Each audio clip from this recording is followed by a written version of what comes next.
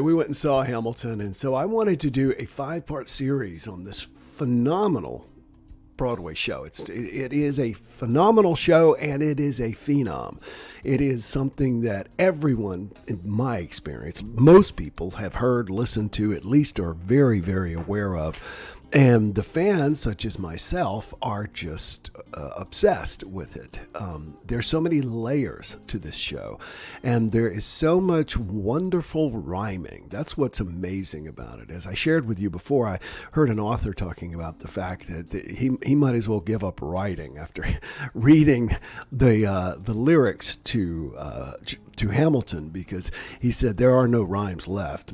Miranda did them all. So Jeanette Cardoza says, hola. So today we're going to be continuing our JumpStart on Hamilton. And what I'm going to do is just pull some lyrics and talk with you about some things that I find really interesting in the show.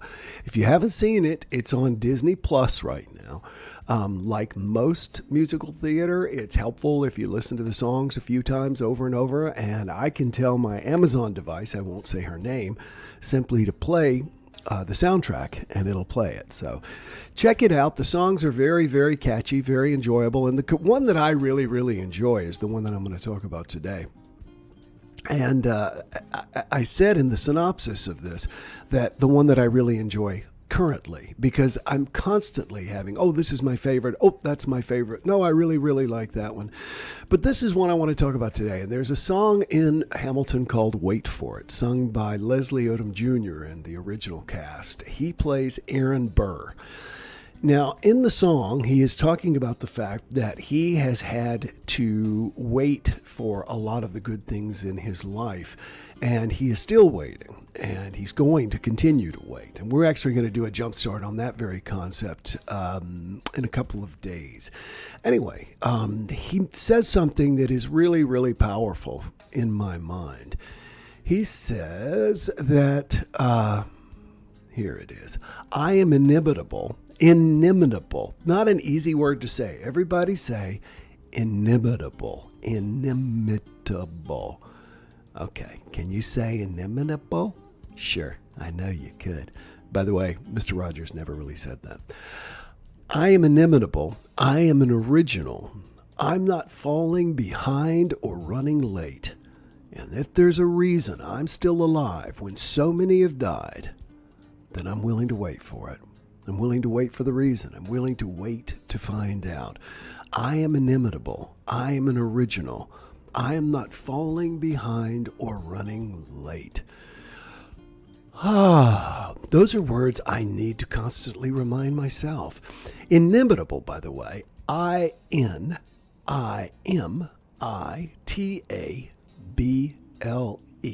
Okay? Inimitable is an adjective. And it means so good as to be impossible to copy.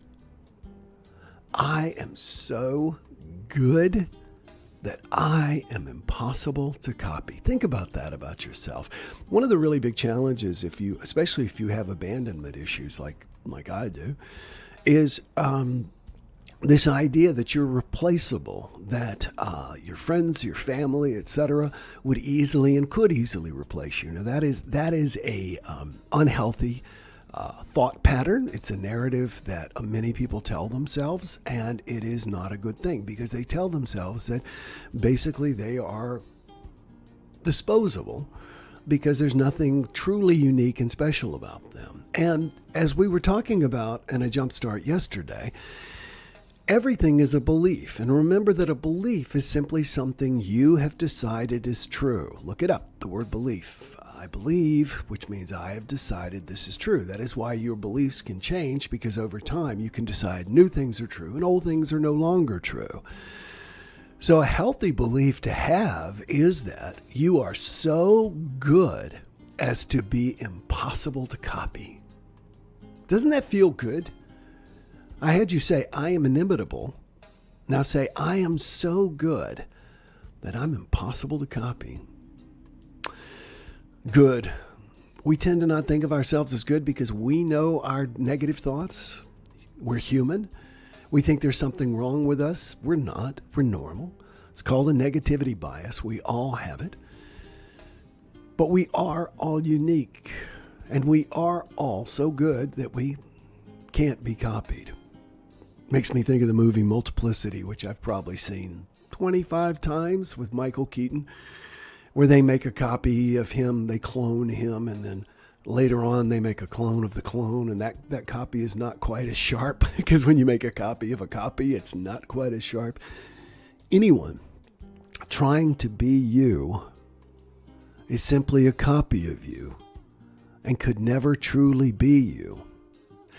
And here's what's important about this concept. I am so good or unusual, I am so good as to be impossible to copy. If that is the case, why do we spend so much time copying other people? Why do we allow the decisions that, everybody else is doing it, then I'm going to do it? We all had the mother who said, well, if so-and-so was going to jump off of a building, et cetera, would you? Given the choice, I forgot, I think it was Charles Duhigg in his book, The Power of Habit, said that given the opportunity to do anything, most people will do exactly what everybody else is doing. So consider the fact that you are inimitable. You are so good you're impossible to copy, but perhaps maybe you are in some ways copying other people, that you are not being your genuine true self, and begin to close that gap. It's not an easy thing to do. We tend to conform with other people so that we will get our needs met and they'll get their needs met.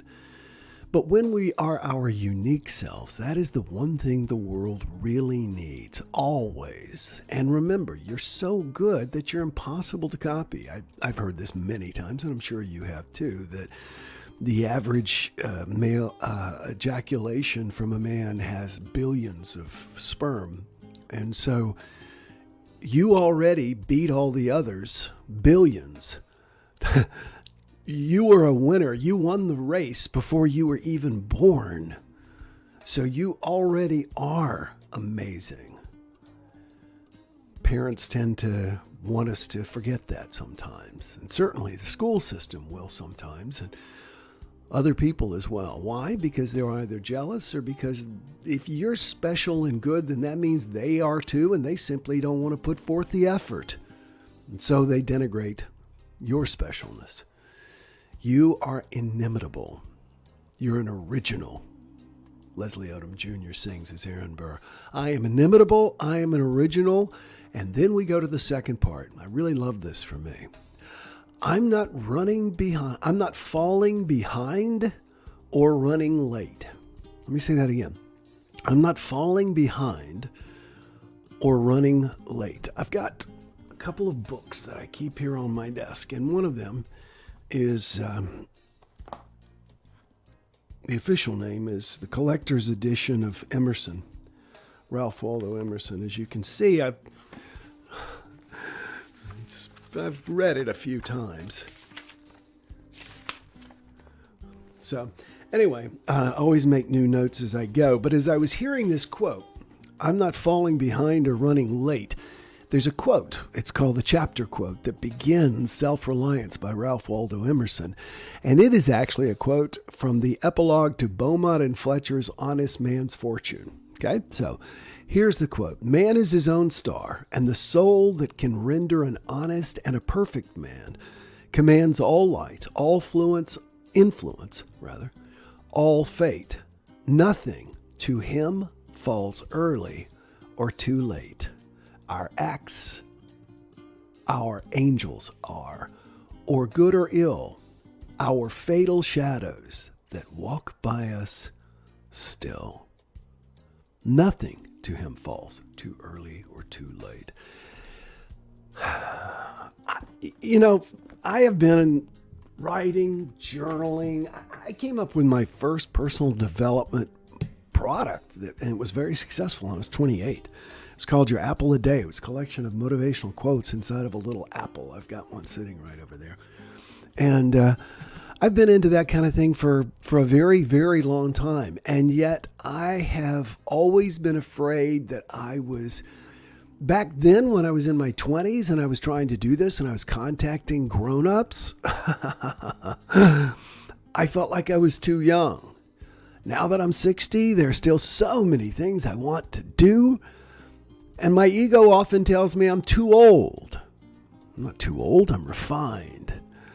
I get to keep everything that I have done previously, everything well, everything poorly. I get to have all of that experience to help me make new choices. I'm not falling behind or running late. Take that in for a second. That was something that really stressed me for many, many years. And I realized because my mom told me she suffered from the same thing. This feeling of I'm running behind and whatever I'm doing, I should be doing something else. I'm running behind and whatever I'm doing, I should be doing something else. One of the most healthy beliefs, and that's why I brought up that definition for you again, something you decide is true, is that you are now in the right place at the right time. You're not too young. You're not too old. If whatever it is important to you, then now is the time. You didn't miss the chance. Well, unless you want to be a, center for the NBA and you're 92. All right, let's don't slice this turkey too thin. All right, but within reason and understandability, and we tend to put limits on ourselves. You are not running behind. It is not too late. Now is the time. You know why? Because Eckhart Tolle has reminded us so many, many, many, many times. It's only now. The time is always now. The time is now. Back then, the time is now. In the future, the time will be now. When we get there, the time will be now. You are inimitable. You are so good that you cannot be duplicated. And this is your time. So what are you going to do with it? What are you going to do with it? I don't want to get you all revved up like a car and, leave your foot on the engine. I'm saying, seriously, what are you going to do with the time that you have today, knowing that what you do with today assures a brighter and happier future for yourself? It's a choice you get to make. Let me check in with the rest of you because we're going to go meditate in about 11 minutes. So if you haven't gone to complaint-free meditation yet, go to complaintfreemeditation.com. Hillary Clifford says, good morning, friends. Jeanette Cordosa says, I will check it out. Good. Hillary had said that. Hillary, yes. Meemaw says, morning, good morning. All from Europe, says Olga. Olga is a wonderful artist. You should see some of her work. She's part of our Complaint Free Life group. Check that out, Complaint Free Life, if you're serious about wanting to give up complaining in your life. That's the place to do it. Paula Peter says, inimitable, impossible to duplicate. Stop comparing ourselves.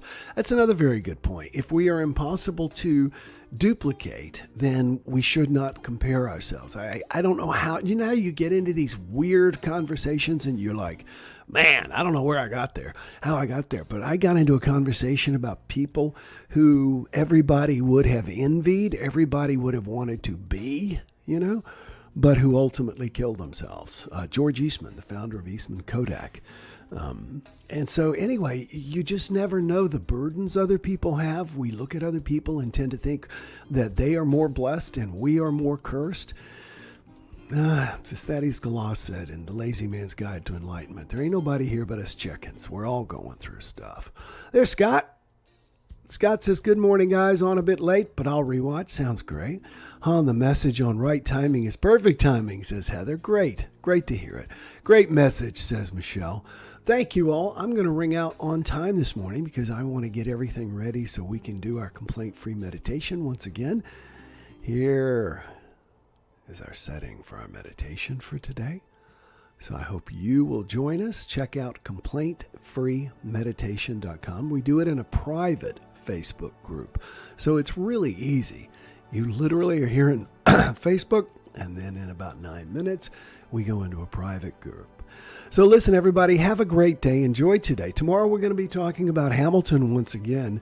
And I don't know which one it is, but soon we're going to talk about dueling, of course. Enjoy today. Love you all. Take care. Listen to Hamilton. You will enjoy it.